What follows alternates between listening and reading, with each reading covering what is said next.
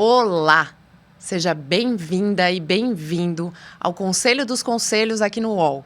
O videocast que abre as portas dos conselhos de administração e traz as personalidades que fazem a diferença no mundo da governança corporativa para uma sessão de mentoria coletiva, com dicas, curiosidades e os assuntos mais potentes da governança aqui do Brasil e também do mundo. Eu sou Carol Conway e hoje eu tenho a honra de receber Fátima Zorzato, a nossa alquimista da governança corporativa, aquela que pega as melhores pessoas e coloca nos boards, e pega os melhores boards e traz as melhores pessoas. É hoje que ela vai contar tudo sobre essa alquimia para nós. Fátima, seja muito bem-vinda. Muito prazer pelo convite, uma honra estar aqui com você, Carol. A honra é toda nossa. Nós começamos já antes aqui nos bastidores a falar um pouquinho dos segredos dessa alquimia. E hoje a gente tem o privilégio de levar para o mundo um pouco dessa sua arte. Para começar, Fátima, eu queria te pedir, se apresenta. Quem é a Fátima Zorzato? Bom, vou fazer uma síntese, porque senão a gente não tem tempo.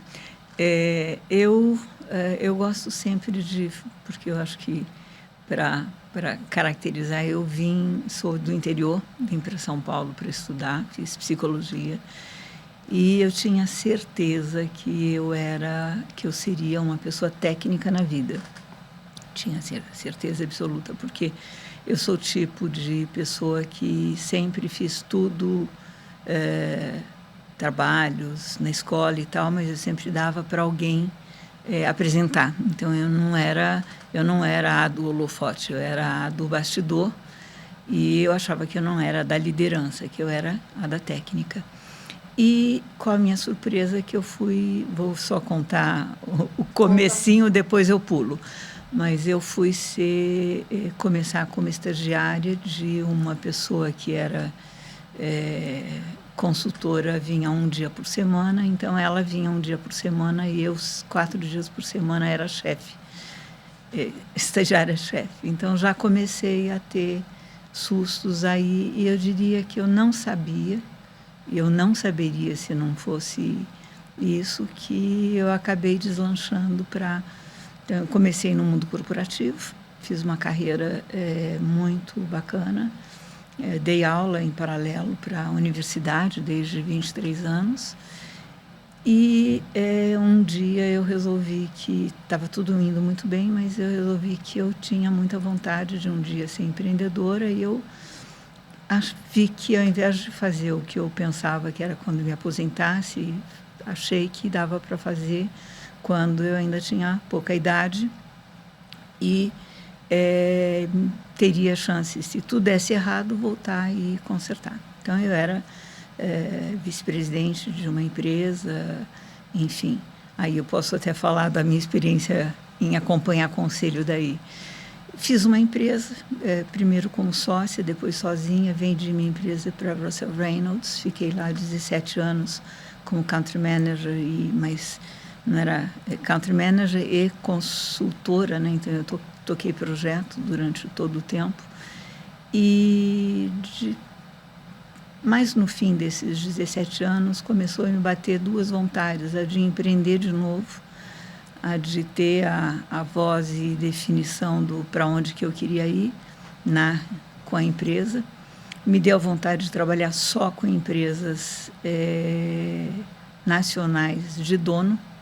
Então, eu montei a Inuai, focada em Executive Search, Executive Assessment, para empresas com controle definido. Então, eu trabalho para empresas de dono ou private equity que compram e investem em empresas de dono. Então, é isso. Um ou mais. Então, assim, eu não trabalho para corporation.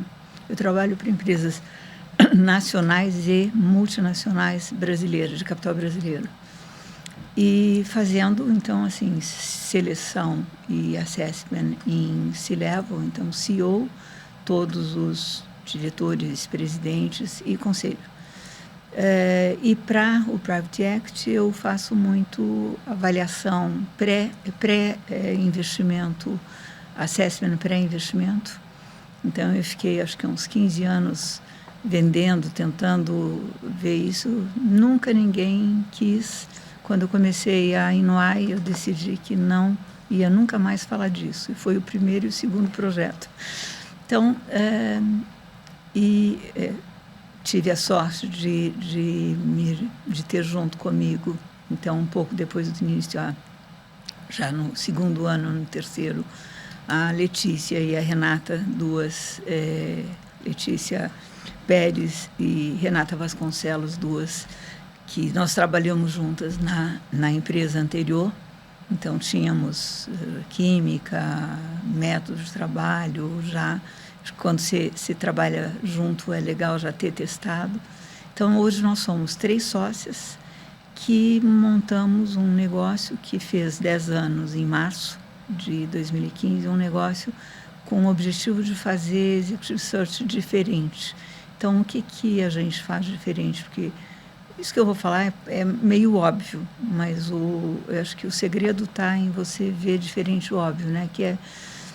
O que acontece? Né? As empresas contratam executivos, mas junto com o executivo, essa é a frase, não é minha, é do Fábio Barbosa, que eu adoro, que eles falam que junto com o executivo vem uma pessoa, e essa pessoa que faz dar certo ou não. Então, a gente pôs muito peso na avaliação das pessoas, na investigação, não só para a empresa, porque também a gente dá feedback para os executivos. Então, assim, a gente usa testes, você até estava me perguntando de metodologia Hogan, a gente usa uma avaliação mais profunda e a gente faz assessoria e o apoio à empresa e assessoria e apoio às pessoas. Então, o finalista ou não, das pessoas que acabam passando no processo, sempre que eles querem, a gente dá esse feedback. Então, esse jeito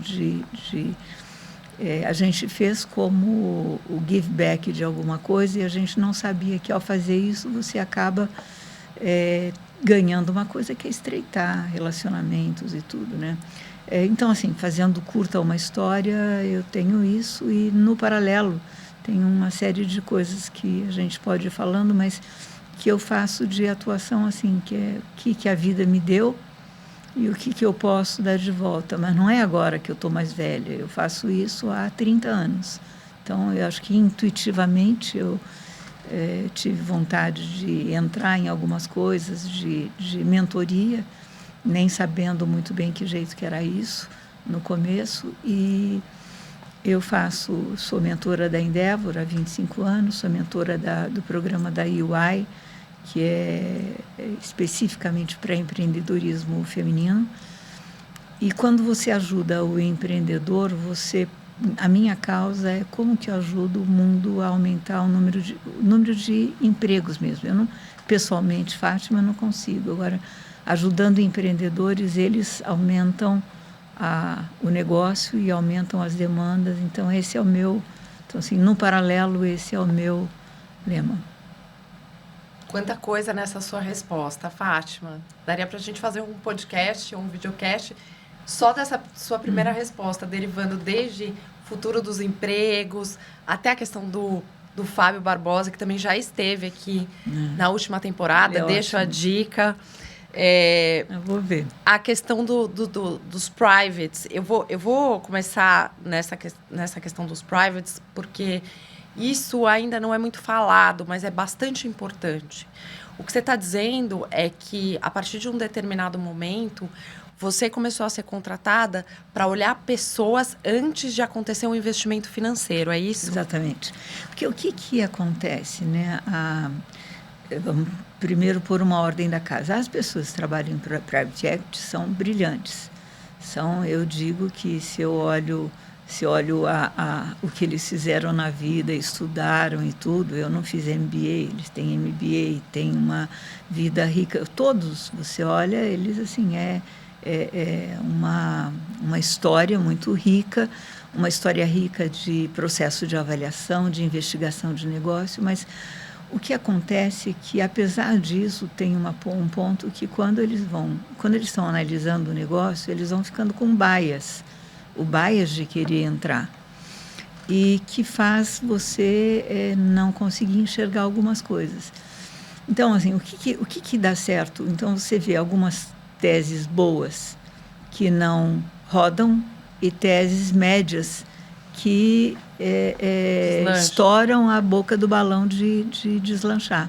A diferença em pessoas. Então, o que é uma tese? Você tem a tese, as pessoas e o dinheiro para investir. Essas três coisas juntas. Pessoas, que era uma coisa que era básico, né? E eles sabem avaliar, só que com esse bias você não consegue enxergar. E a gente faz a avaliação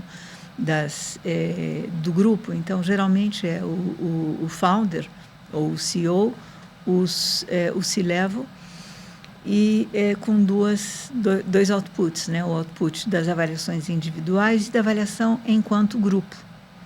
Porque às vezes você tem gente brilhante individual e enquanto grupo competitivos e tal, que podem não ir para lugar nenhum. Então, essas duas coisas são os outputs.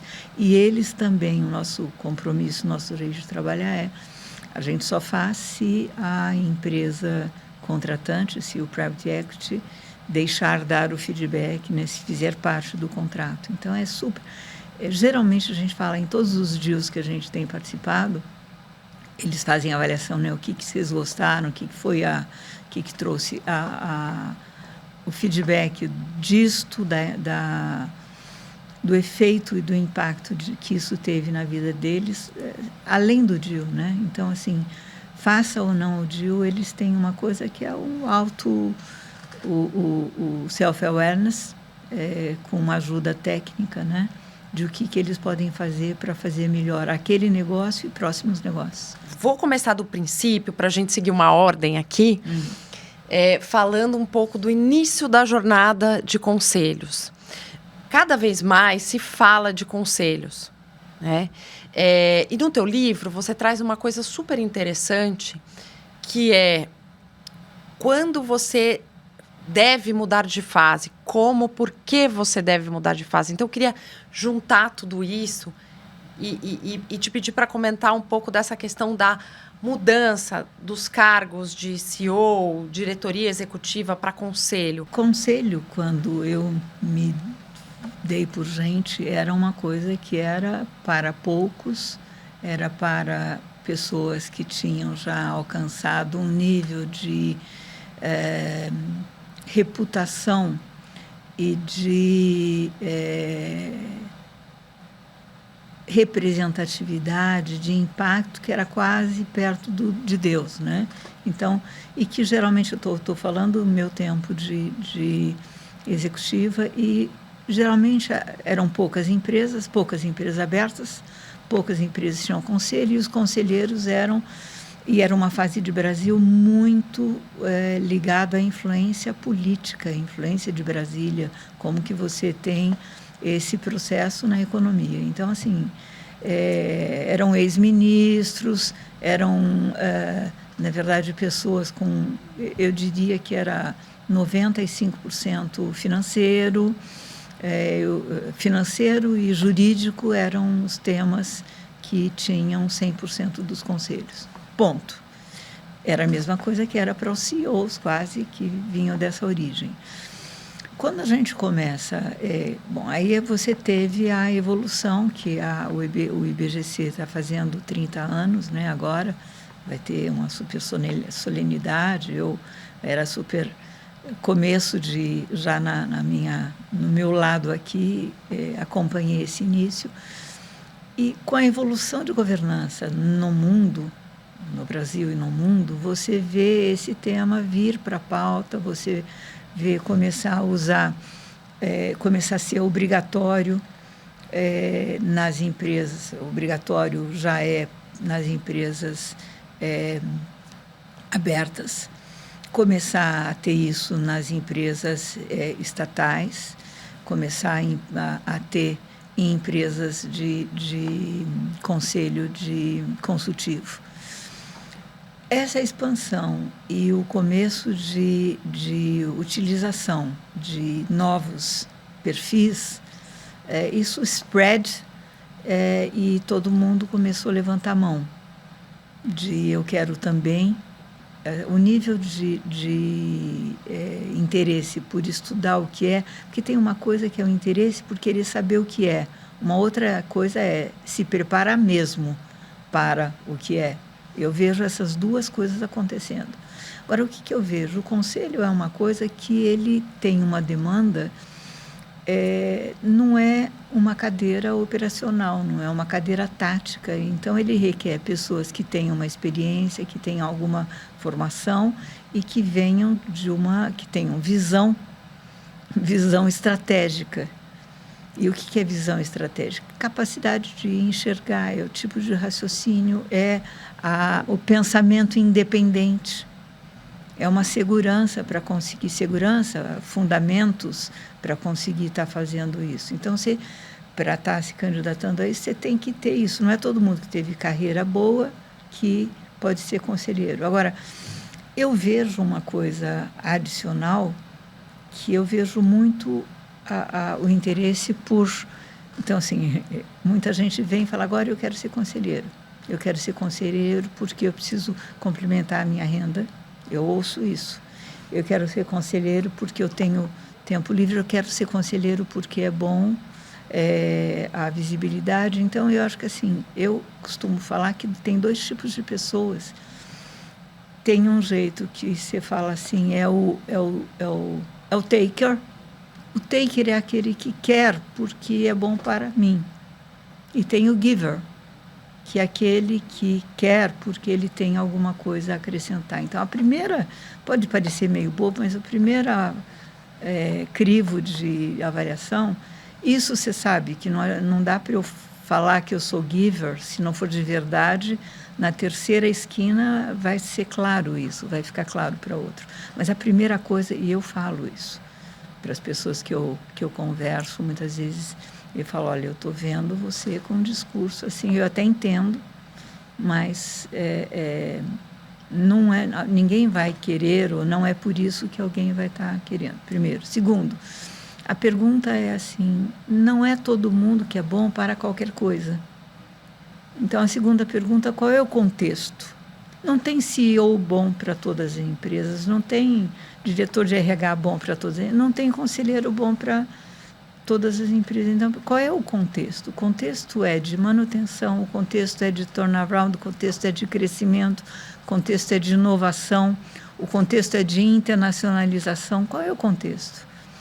Então, a primeira coisa, qual é o contexto? Qual é o perfil que precisa para aquele contexto? Perfil pessoal.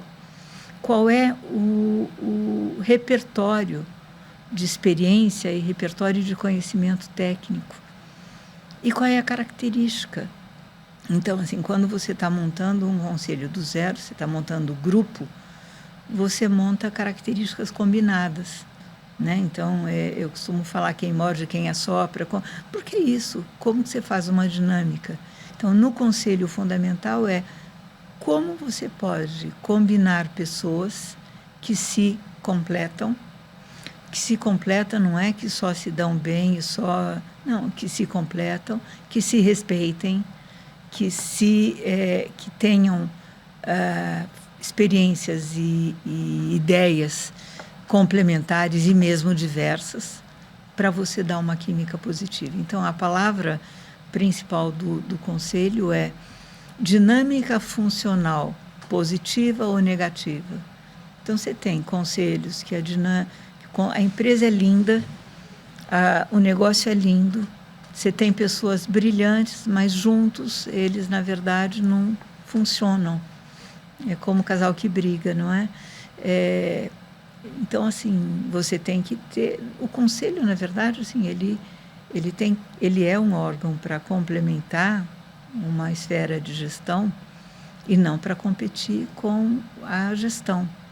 Então, assim, como é que a interface com o comitê executivo? Como é que é o respeito? Então, assim, o que eu tenho visto muito e que eu, assim, adoro é que muitas vezes a gente tem em conselho gente muito legal e que dá para você falar, fazer uma conexão de mentor de algum executivo, mas é no complementar. Mentor de um executivo quando ele está em carreira ascendente, mentor de um executivo quando ele está mudando de de contexto de negócio e ele precisa estar enxergando. E o mentor é aquele que fala, né? Ele fala o que ele vê, não é o... Então, assim, o coach é aquele mais pessoal, o mentor é aquele que conta como ele faria, é o que fala de modelo de gestão. Então, eu acho maravilhoso quando você tem um conselho que ele funciona e que quando você tem pessoas que podem ter alguns givebacks também em alguns papéis complementares. Então, eu fui... Aí, agora, queria voltar, se eu puder, numa coisa que eu não fiz. Antigamente, o conselheiro era aquele que terminava a carreira e ia para conselho.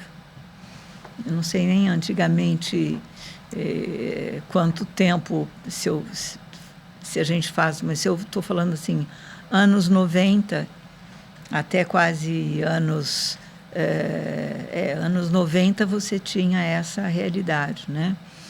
Nos últimos anos, o que você tem é uma mudança total. O que tem? Uma competição muito grande, uma competição internacional, porque as empresas, o mundo, né, cross-border, ele é incrível. E aí você tem uma necessidade de você ter gerações diferentes, porque não dá mais para ter, depois de ter a instância do conselho como uma instância pós-carreira. Uhum. Então, o que a gente vê hoje, o que eu vejo hoje? Você tem uma possibilidade que é o executivo, ser executivo e conselheiro. Muitas empresas não deixam o executivo, muitos acionistas, muitos donos de empresa não deixam, não querem. E é uma pena, eu até às vezes falo com alguns. Por quê? Porque é um treinamento, ele, na verdade, vai no conselho, ele vive uma situação diferente, ele ouve conselheiros de realidades diferentes, e ele volta para a empresa dele com insights.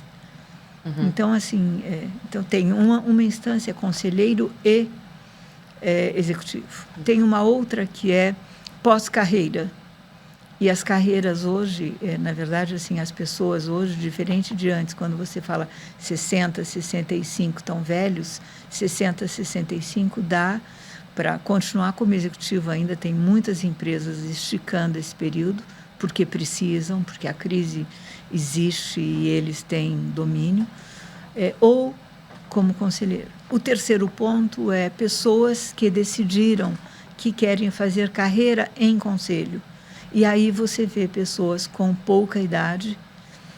E, assim, tem muitas pessoas que têm característica estratégica, ele não é do detalhe, ele não vai se ter tanto sucesso se ele precisar ser um executivo da vírgula, estou falando da operação do dia a dia, mas ele consegue, na verdade, ter uma visão de todo.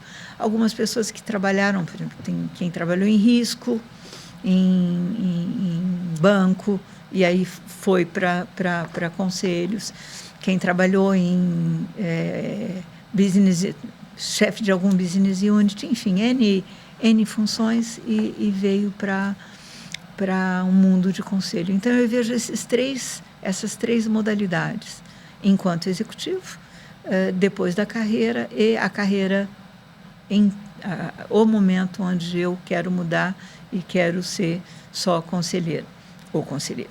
Agora, voltando para a história, não é todo mundo.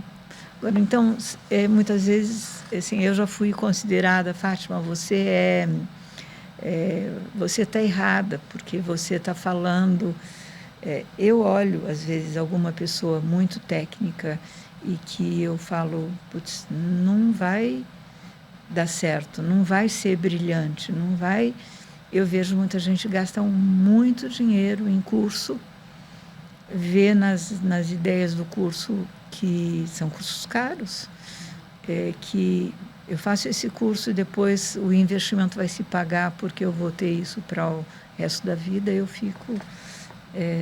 assim, já me falaram, não seja tão assim de falar para as pessoas quando você acha que ela não vai ser escolhida, porque deixa ela tentar. Fátima, mas não só são as pessoas que têm que dar certo com o conselho. É o conselho que também tem que estar preparado para receber as pessoas. Além do teste e da preparação das pessoas, Como você tem visto a questão dos conselhos se prepararem? É feita uma avaliação, é feita uma reflexão de como preparar a casa para que ela funcione adequadamente? Conta um pouco para a gente da sua experiência com avaliações e o que ainda pode vir por aí para melhorar ainda mais essa casa. As avaliações dos conselhos, você tem avaliação obrigatória a cada 2 anos, uma avaliação para empresas abertas. As empresas fechadas, os conselhos consultivos não têm obrigação e poucos, eu não sei te dizer em estatística, mas não são menos de 50% que fazem. As avaliações, elas têm, o que eu vejo na história, ela tem uma característica de avaliação, primeiro, das questões estruturais e, eu diria, entre aspas, burocrática. Como são as reuniões, como são os materiais, qual é a pauta, qual é a frequência, como é avaliado quem falta, quem não falta, as questões burocráticas que eu acho que isso as avaliações são feitas geralmente em questionários e entrevistas. Às vezes são usados os 2 métodos, às vezes é usado um método só, então tem muita empresa que só faz questionário, tem empresa que faz os 2, tem empresa em que o chairman faz as avaliações, tem empresas em que é uma empresa externa que faz a avaliação. Isso é tão mercado que, na verdade, você tem um grupo tão grande de gente que faz. Então, quem faz a avaliação de conselho?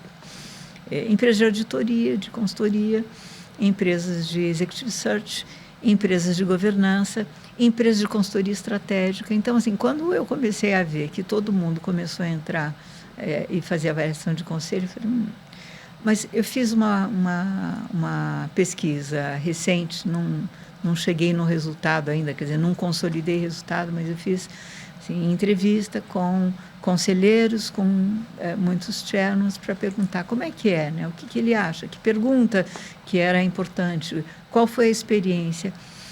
E eu fiquei muito decepcionada que a maioria fala, assim, geralmente as pessoas estão em 4, 5 conselhos, estão há mais de 6 anos e lembram de uma experiência positiva. Então, assim, a avaliação do lado burocrático precisa fazer, só que ela precisava fazer para você pegar o jeito, para você pegar o método de gestão e de governança do conselho. Depois que você tem isso instalado, você tem que ir passando para as outras instâncias. A instância que tem que entrar é a instância como é que está funcionando o conselho, como é que está a organização da pauta, como é que o conselho lida assuntos difíceis, como é que é a interação entre as pessoas, como é que é a interação com o grupo executivo, como é que é a interação com o futuro, qual é o corte de futuro. O futuro são 3 anos, isso não é futuro, isso é presente. O futuro são 10 anos, como é que você faz, o que você busca. Então, isso eu vejo que neste tipo de desenvolvimento futuro ainda falta. Uma outra coisa que eu tenho nessa pesquisa em benchmarking fora do Brasil, eu vejo que os conselhos fora, eles se preocupam em, além das reuniões, ter a reunião com o grupo executivo, não uma reunião de estratégia, e, além disso, ter algumas pautas para temas que todo mundo tem que ouvir. Eu acho que, assim, ter o mesmo repertório, ou ter o mesmo protocolo de comunicação, chamar pela mesma coisa, pelo mesmo nome, coisas iguais, isso é de algumas coisas conceituais que passam. Então, por exemplo, se você perguntar isso, e eu perguntei, 100% dos conselhos fizeram isso com relação ao mundo digital. 100% fizeram isso com algumas crises cibernéticas e tal, de chamar alguém que eu falo chamar alguém para uma coisa pontual, isso existe. Agora, fazer processos de desenvolvimento ou de conversas difíceis ou de estratégia futura ou de algum tema que seja considerado gap por todos, isso eu vejo menos. Fora do Brasil, eu vejo eles trazerem pensadores, fazerem o que eu falo de complemento de educação permanente, porque não é só pelo conteúdo, mas isto ajuda a dinâmica. Então, muitas empresas, o que eu acho geral, também é óbvio, mas nem todas fazem, que é introduzindo a história que a gente vai fazer, tipo começar com um jantar ou fazer um almoço fora, que atividades, que coisas você pode fazer para ter interações, para as pessoas se entenderem, para ter empatização e para ter conversas mais fluidas. Então, isto eu vejo algumas empresas se sofisticando e fazendo. Fátima, tem algum exemplo que você possa citar? Pode ser de fora. Eu não tenho na ponta da minha língua, assim, nenhum dessas. Eu te passo e você repassa de alguma forma aqui, mas são empresas, são muitas de tecnologia, são muitas empresas que passaram por transformação quando juntaram muitas empresas e passaram por processos de PMI difíceis. Essas precisaram estar fazendo mais do que o normal. Alquimia. Exatamente. Isso é o que eu vi mais. Fátima, você falou da questão dos presidentes de conselho, né? De como eles também têm essa função e como ele tem, ou mesmo um founder que está no conselho. Enfim, qual que é a posição do líder do conselho? Como você vê hoje a função da presidência de conselho, tendo a questão tem lugares que já tem o presidente de conselho como alguém que orquestra, um senior board member que vai fazer a parte mais prática, ou tem conselhos que ainda tem o CEO ali no conselho. Você já deu algumas dicas sobre trazer membros da gestão, mas como você vê que seria o modelo evolutivo do que hoje acontece da figura do presidente de conselho ou da presidente de conselho, lidando com tantas variáveis, né? Tecnologia, pessoas, não é mais só o financeiro, mas é também o financeiro. Como que você vê esse papel? Até pelas definições de estrutura, esse é um papel que a orientação é ser dividido, né? Então, na verdade, não ter acúmulo da função de CEO e presidente do conselho, por duas coisas. Primeiro, porque são duas, precisa você ter quem olha no horizonte e quem olha na operação. E segundo, que tem que ter complementaridade. O que eu vejo é que isto já teve uma fase que todo mundo falava, isso eu vou fazer em 3 anos, em 4 anos. Né? Hoje já é uma realidade. Então, eu diria assim, pode não ser em 100%, mas na maior parte das empresas, primeiro. Segundo, o CEO tocar a operação e ter todas as características de curto, médio e longo prazo, conhecimento de negócio e estar adequado com o contexto. E o chairman, na verdade, ele tem que ter duas coisas, né? Eu acho que assim, como é que você tem os conhecimentos técnicos e de business para estar dando a visão, né? Eu falo que é erguer o nariz para olhar o horizonte, para estar inspirando. E o segundo é como é que tem o lado humano para estar, o que você falou, orquestrando as pessoas. Era muito previsto que o chairman era quem decidia Óbvio, em última instância, ele desempata, mas ele tem que saber fazer a dinâmica, aproveitar a ideia, ele tem que saber montar o conselho, ele tem que saber avaliar o conselho. Ele pode contratar alguém para fazer a avaliação do conselho, mas a mensagem, geralmente, a devolutiva da avaliação é com ele ou através dele. Às vezes, as empresas fazem e dão para ele, ou às vezes fazem com ele, ou ele é a voz que faz a avaliação individual e a avaliação do grupo. Ele geralmente tem que sentar em cima da mão para não tomar decisão e para ser uma... Como é que ele lê as pessoas, como é que ele vê quando que ele precisa estar fazendo alguma intervenção para... eu uso uma imagem, né? Quando alguma coisa está enroscada para fluir. Porque o flow que se transforma na cultura e no clima do conselho, ele desce. Ele vai para... Assim, quando está bem, isso aparece e comparece. Quando está mal, isso também comparece. Então, a figura dele, que geralmente você tem... quem senta são os acionistas. E aí a pergunta é como ele se prepara, como ele se prepara para aprender mais e mais a mais leitura de pessoa, leitura da dinâmica das pessoas. O que as pessoas falam, o que elas queriam dizer. Uhum. Dá uma dica de como eles podem fazer isso, ou todos nós podemos fazer isso.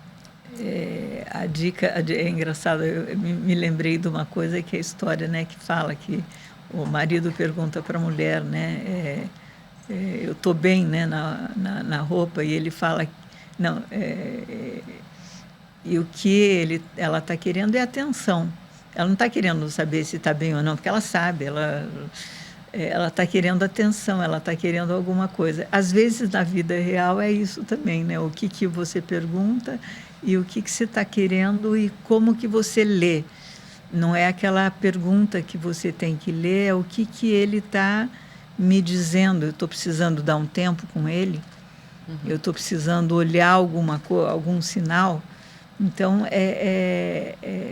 eu falo, como é que a gente olha, como é que a gente se treina na vida pessoal para a gente ir para a vida profissional com isso, né? Eu sempre conto que tem uma brincadeira, meu marido falava, uma amiga que era super legal, escrevia muito bonitinho, muito sofisticado e tal. Eu falei, eu também escrevo bem, né? Ele falou, você? Eu falei, todo mundo me elogia, os bilhetes, sabe assim? Daí eu fui ver, assim, as minhas mensagens, né? Tá, tô, vou, sim, não. Para ele. E aí eu comecei a falar, né? Oi, amor, bom dia. Eu estou falando uma coisa meio, parece boba, mas como é que é a comunicação por escrita? Porque muitas vezes uma reunião de conselho, ela começa vermelha por troca de mensagens disparatadas. Então, a pergunta não é como é a reunião do conselho. O que acontece? Como é que é o protocolo? O que eu faço quando eu não tenho tempo? Que às vezes eu uso comportamento inadequado, que eu atrapalho a dinâmica e eu perco um mês. Eu perco um mês de reunião, se eu, na verdade, não faço. E o que acontece quando você... E veja, quando o chairman não está bem... Nada vai. Pode ir, mas pode ser mais difícil. Então, como que você se prepara para não passar, para não no ambiente? Isso é treino. Por isso que eu falo, começa no... Eu contei essa coisa meio boba do pessoal, porque começa em casa, começa na vida pessoal, começa na tua relação com o teu time, começa aí e você vai para os outros, para as outras instâncias que você tem interface. Somos pessoas. Somos pessoas, lendo pessoas, é uma arte. Para a gente seguir, eu queria te pedir só um comentário ainda nessa pergunta. Se você tem algum conhecimento, algum cliente que já tenha o esquema dual de boards, de presidente de boards, ou de presidente mulher, chairwoman, que seja uma espécie de chefe de Estado e chefe de governo. Então, alguém que fique responsável só pelo relacionamento e outra pessoa que fique responsável só por tocar as reuniões, por liderar essas reuniões. Não? Não tem nenhum. Tá. Porque esse modelo é um modelo que, principalmente na cultura do Reino Unido, tem começado a ser adotado, que não tenho nenhum e não conheço contrário. nem internacional nenhum ainda. E discutindo com... Eu tive agora, dia 21, uma reunião dos sócios internacionais. Eu discuti esse tema, não veio para mim.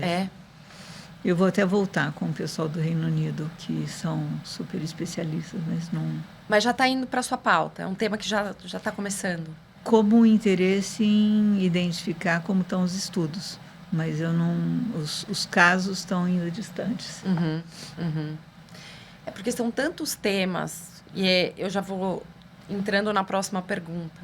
Como lidar no board com tantos temas, na era da inteligência artificial, na era da questão da epidemia de saúde mental, tanta pressão por resultados, e você ter uma única pessoa, um único board, uma única reunião mensal ou trimestral para lidar com tantos temas. O que você tem visto? Se não essa questão de colocar mais um presidente. Não, o que eu tenho visto é a ideia de priorização.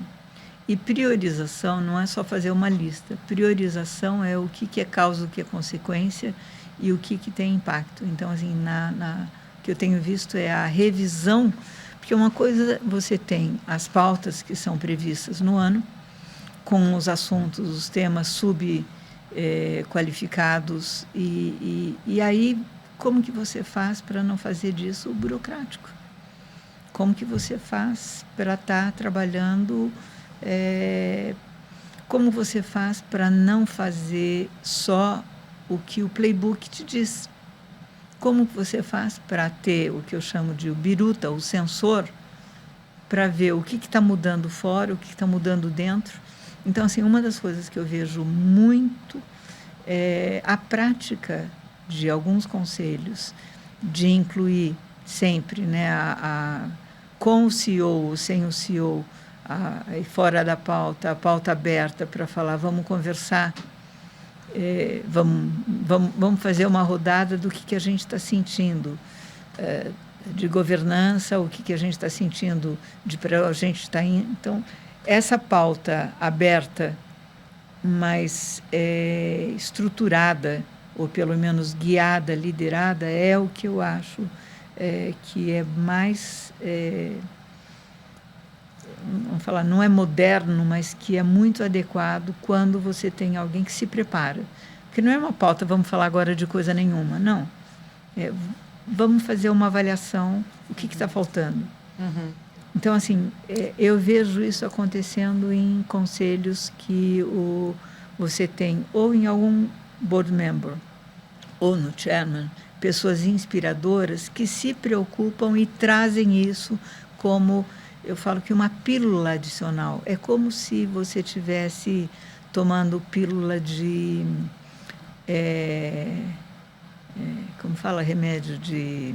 Floral? Não floral, não. É mais de vitamina. Vitamina. Não estou falando Ao nesse contrário. sentido. Vitamina, não. O que... Na verdade, assim, o que pode ser uma vitamina para florescer? Então, eu acho que é uma prática muito interessante, que é a prática de acaba a reunião e faz... Não é avaliação, na verdade, é reflexão. Sim. É uma reflexão, avaliação para falar... Porque, assim, tem alguns conselhos que falam nós somos perfeitos. Nós não temos nada para mudar porque a gente é perfeito. Nós temos... as pessoas que a gente deveria ter, as competências que a gente tem, a nossa dinâmica em ordem, a nossa empresa está indo bem, Aí eu fico me perguntando de uma coisa idealizada, né? Porque assim, bom, quando você vai assim, não tem nada para mudar.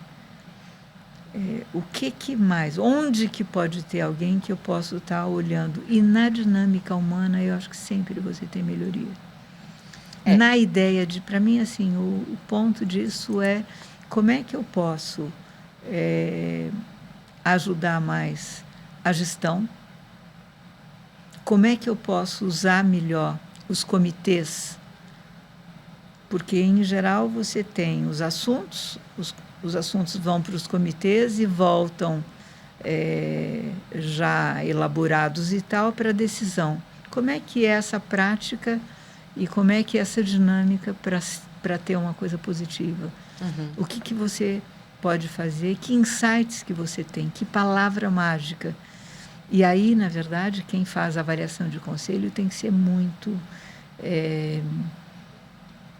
capaz de ler, não é só capaz de perguntar.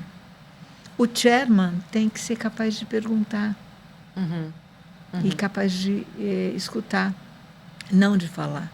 Fátima, nosso tempo vai começar a ficar escasso e eu não quero te deixar sair daqui sem falar de um tema que você é uma grande especialista.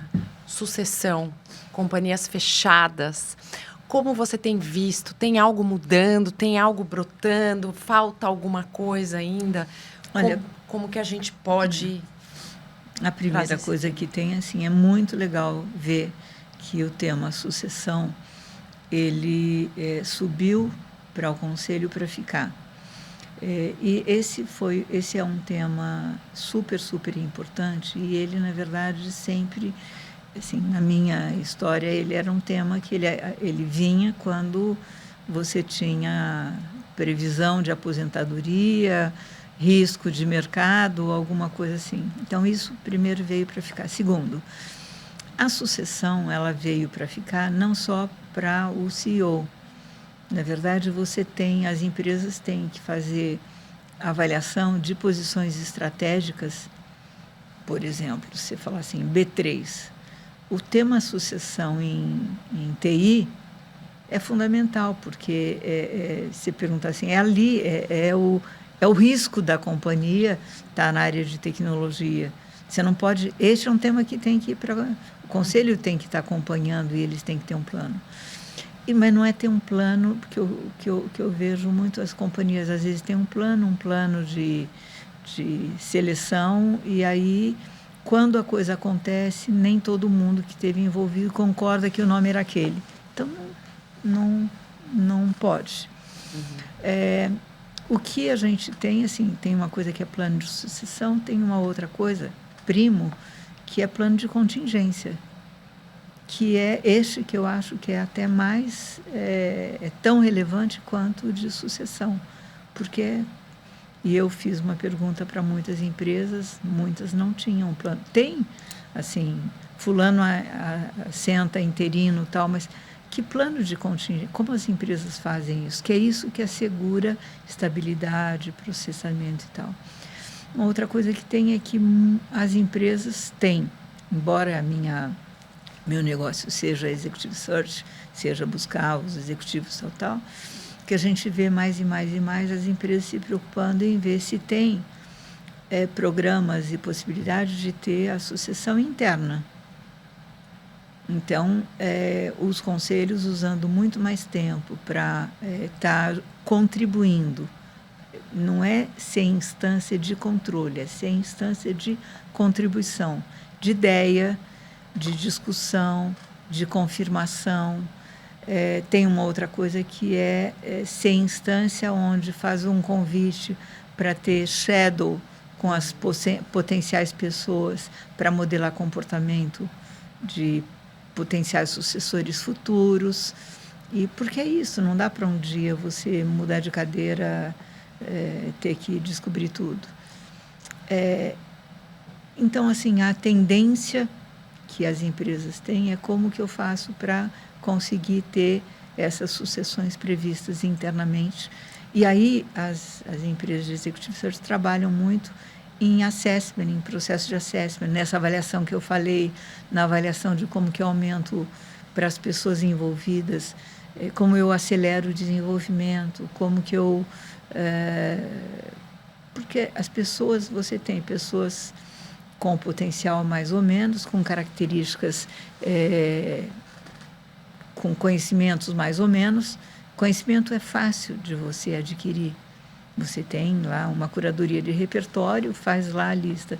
Agora, as características pessoais de liderança, isso você tem que desenvolver. Tem coisas que demoram mais tempo, tem coisas que não são possíveis. Então, como que o conselho faz essa curadoria, fica perto, contribui? Então, esse é um tema super quente, super presente, mas o que eu vejo é de um jeito muito positivo. Assim, era um tema que eu sentia que os conselhos não sabiam tratar. Era quase como uma coisa obrigatória para, se um dia precisar, sabe, ter um book com uma coisa, mas... Formalzinho, ou formalzão. Não é, na verdade se alguma coisa acontece, como é que eu lido com isso? Não é para pôr em risco, não é para ninguém ficar inseguro, mas eu vejo um tema, eu tenho visto isso muito bem tratado em muitos lugares. Como ter um playbook, como ter uma comunicação, como trabalhar com a expectativa das pessoas. Né? E a expectativa das pessoas não é falar em retenção, para não... como trabalhar no desempenho. Então, assim, o que eu sempre falo é, se as empresas fazem avaliação direito, tem as pessoas com a matéria-prima humana do bem e potencial, é questão de desenvolver e de ir testando. Fátima, mulheres em conselho. Conta sua trajetória com essa bandeira. A minha? A minha como contratando ou soltando? As duas. A Fátima conselheira, Olha. a Fátima que começou o PDEC. O PDEC, eu só vou fazer um parênteses. Eu fui do grupo. Do grupo, sim, é um conselho também. O PDEC é o Programa de Diversidade em Conselhos. Vou aproveitar só um intervalinho aqui para dizer, para vocês entrarem, quem tem interesse em participar desse programa maravilhoso de mentoria. Vai começar agora o período de inscrições, que começa em 10 de novembro para o início da T10, turma 10. A Fátima foi uma das precursoras desse grande programa, além de outras iniciativas. Conta para a gente, Fátima. Eu tive junto com um grupo que montou, a gente fez do grupo 1 até o 3. Primeiro era reunir, planejar, fazer, era o IBGC, o WCD, a gente tinha o IFC, um monte de sigla, e algumas voluntárias como eu, né? Então, a gente tinha a Maria Fernanda, a Benedix, a Heloísa Benedix, que estava no IBGC, e na WCD estava a Andréia, e a gente montou, enfim, foi super legal. E é maravilhoso ver que isso está na 10ª turma. E, semana de 18, né? Teve a festa, a gente convidaram para a festa de 10 anos, mas eu não consegui ir. Você queria saber como é que é mulher no conselho. Naquele tempo era assim, a gente queria saber como que a gente faz para ter mulheres e tal. E agora os homens estão falando como eu faço para entrar na fila. É muito legal. O que eu diria, né? A gente tinha uma coisa que era da mulher, né? De como ela se posiciona para falar eu posso. Então tinha um preconceito. É muito engraçado. Quando a gente começou a fazer mentoria nesse PDEC, escolhemos mentores e os mentores receberam uma orientação como ser mentor, e os mentores não sabiam o que eles faziam com aquelas mulheres. E não sabiam por onde começar, e às vezes vinha um pouco de preconceito se elas teriam ou não, assim, presidente de empresa, com experiência super em ordem, e ainda tinha a questão, mas ela é soft, ela é delicada, então algumas baias mesmo, né? Foi muito legal falar depois, porque eles ficavam 1 ano acompanhando essas mulheres, e depois eles falaram, mas eles passaram a ser os maiores defensores de mulher em conselho, quando ainda isso não tinha nada para acontecer. Eu diria assim, a minha experiência nos últimos 10 anos tem sido tendência de, eu diria que quase que 9 em 10 projetos, o cliente querer, 8 em 10, querer que seja mulher, ou querer que tenha mulher e homem, e quando eles acabam vendo o grupo inteiro e veem que tem gente interessante, conversam e veem a experiência, e eles querem. Quando tem alguém e a experiência é positiva, eles querem ter a segunda. E eu diria, é muito duro a mulher entrar no conselho ser a única. É muito legal quando a gente tem no conselho 2, porque aí você tem um contraponto. E a gente tem tido super assim, sucesso. Primeiro, porque os pedidos voltam como mulher. Eu tenho um problema que assim, eu não tenho feito quase conselho de homem. Eu acho que eu fiz, nestes 10 anos, mais de mulher mesmo. É ao contrário. Eu fiz um primeiro na minha vida lá, muito atrás, quando a França pôs a lei que ela passava a ter 20%, 30%, 40%, e a gente mandou uma mulher para um conselho de uma companhia. Eu lembro até hoje, Letícia Costa, que foi numa época, sei lá, deve fazer 15 anos. E é o que a gente tem aqui. Então, eu diria que agora é um assunto, não é novo, a gente tem pessoas preparadas, com experiência, e que todas as que fizeram essa função com sucesso abriram a porta para outras poderem vir. Então, isso é uma coisa muito, muito legal. Agora, volto a falar, não é todo homem, não é toda mulher, não é o sexo, não é todo homem que tem a característica de poder ser potencial conselheiro, não é toda mulher também. E qual é a característica? Agora, toda mulher num conselho, ela ajuda, ela muda a dinâmica. E ela muda a dinâmica porque ela sente, ela dá palpite, eu diria que na dinâmica positiva de complementariedade, escolhendo o perfil correto de estilo pessoal, de formação e de visão, eu acho que o impacto é impagável isso. Que bom, e que possamos ter um mundo mais diverso, em termos de gênero, em termos de cor, de capacidades, de formações, que é isso que faz a beleza de um conselho. Fátima, nós temos um bloco aqui no programa, eu até estava comentando também no bastidor, que a Fátima fala muito sobre repertório, sobre como ganhar musculatura de vida, olhar o mundo para além do tema da agenda ali, o micro tema da agenda, que muitas vezes é importante e quase sempre é importante, mas como a gente ganha essa visão holística, vamos dizer assim. Uhum. E o nosso bloco aqui se chama Te Dou um Conselho, que é onde a nossa entrevistada dá dicas de livros, filmes, viagens. Fátima, o que você acha importante, o que você recomendaria para a gente, no ponto de vista de repertório? Olha, eu até peguei, para não esquecer, e sabendo, você me disse que teria isso, né? Eu estou lendo um livro, eu estou quase no fim, mas não estou no fim. Ganhei de um cliente meu muito querido.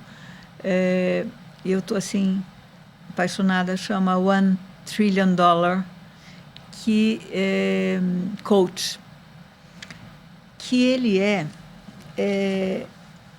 na verdade, o Bill Campbell foi treinador de times, e ele acabou migrando para coach, e ele foi coach das principais companhias de tecnologia americanas, Meta, Google e etc. Então, assim, eu estou assim, achando ele o máximo, porque... E é engraçado, porque assim, foi durante... O Bill morreu, durante o velório do Bill, os principais CEOs que fizeram, de quem ele foi coach, se juntaram e falaram, vamos escrever? Então, é o Eric Schmidt e o Adam Allen. É super, assim, eles... É uma coisa gostosa e insightful, é assim, impagável isso. Segunda coisa, pode ser que é mais antigo, pode ser que todo mundo já tenha visto, mas que eu gostei muito, que é o livro que a McKinsey fez, de CEO Excellence. E ele fala, na verdade, de CEO e ele fala de conselho. Então, e ele dá um monte de exemplos, ele dá exemplos da sala, ele dá... É muito... E ele fala... Eles fizeram uma avaliação seguinte: que raio de coisa dá certo nas empresas? E eles fizeram... Olharam as 1000... É aquela história, né? As empresas, as 500, quais que vão saindo da lista, por quê, e quem que está na lista, por quê, e o que acontece. E eles pegaram 6 temas e eles falam sobre esses 6 temas. Eu acho assim super legal. São 2 ou 3. Se quiser, tem no YouTube alguma apresentação, pré-apresentação deles, desse livro. São 2 ou 3 sócios da McKinsey que escreveram, que fizeram a pesquisa. Esse eu acho bem bacana.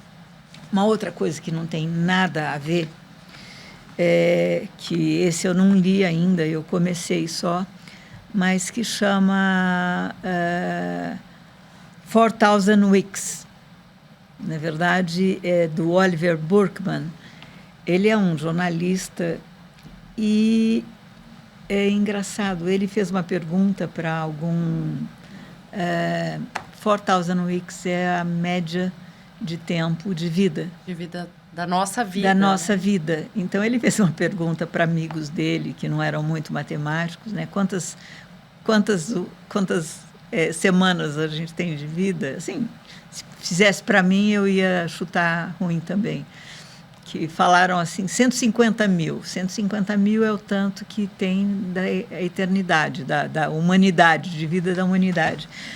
E ele fala desse tema para falar do tempo, porque assim, como é que a gente se dá permissão, né, para o let it go de coisas que não são importantes. E a história, como é que eu me organizo, né? A história é como que eu identifico o que é importante para a vida, para o conselho, para qualquer coisa. Porque o tanto de semanas que a gente tem na vida é muito pouco. Eu fiz, é óbvio, fazer a conta, 4.000 dá 76 anos. 4.000 semanas. 80 anos dá 4.160 semanas. Então, 80 anos. Se a gente pensar, vamos chegar até lá, vamos passar um pouquinho, é muito... 4.000 é pouco demais. Né? É muito pouco.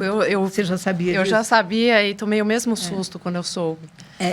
Um outro que eu gosto muito, que na verdade, Nós, do Daniel Kahneman, sobre julgamento e vieses, que eu acho que é legal nesses assuntos que a gente está falando.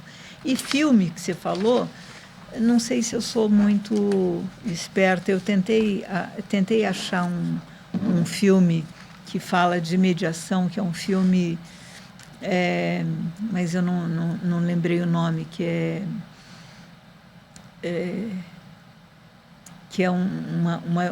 O Acordo, é um filme argentino.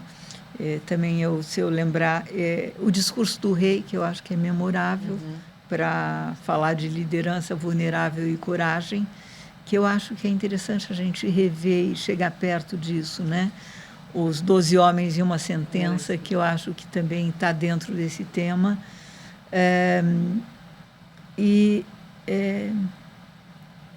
Eu acho que é isso. Eu peguei um monte de coisa, mas eu acho que não são nenhum brilhante que eu... E o livro dela?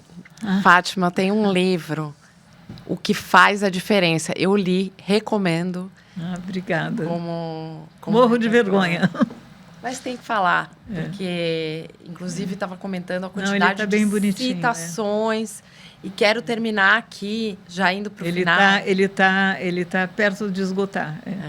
Está perto de esgotar, estou super feliz. Eu baixei nas plataformas também, no meu caso, a Kindle. Mas eu quero terminar, eu vi que você mencionou uma citação, que foi algo que, até pessoalmente, eu sempre me questionei. E eu vejo que você é essa pessoa, que é a pessoa da generosidade. Quanto mais a gente entrega, o Adam Grant fala, né, que isso é um sinal de fortaleza e não de fraqueza. Então, Fátima, eu li o seu livro, eu já me envolvi com essa sua generosidade e quero também te agradecer por ter a generosidade de encaixar o nosso programa aqui na agenda. E dizer que, com certeza, esses conselhos vão ser reverberados. Agradecer ao UOL aqui também e a sua presença. Muito obrigada, Fátima. Muito obrigada pela oportunidade, para o UOL, para você, Carol. E só terminando, assim, eu sou meio envergonhada e tal, mas eu achei engraçado que eu estava trabalhando em empresa internacional e, de repente, um dia me marcaram... um tal de Adam Grant queria falar comigo e para fazer um livro, que era o primeiro livro dele. E o jeito que ele fez foi assim, ele escolheu pessoas que alguém falou de alguém, era uma pesquisa, alguém estava falando de alguém, no final era o dar e receber, né, o give and, que ele me entrevistou para o livro. Eu fiquei super, super feliz, que é o maior, acho que o maior presente que pode ser de retorno da vida de reconhecimento, né? De alguém falar do teu nome para alguém te entrevistar por isso. E foi exatamente assim que a gente tem a honra de ter te recebido. Obrigada. Aqui. Muito, muito obrigada, Fátima. Muito, muito obrigada a você que deu seu tempo nessas 4.000 semanas de vida para ouvir o Conselho dos Conselhos, para assistir o Conselho dos Conselhos. Não deixe de nos seguir nas redes YouTube do UOL e no Spotify, Conselho dos Conselhos. Aperta o botãozinho lá para seguir, que você vai ser notificado sempre que acontecer um novo episódio aqui. Muito obrigada, um beijo, pessoal, até a próxima.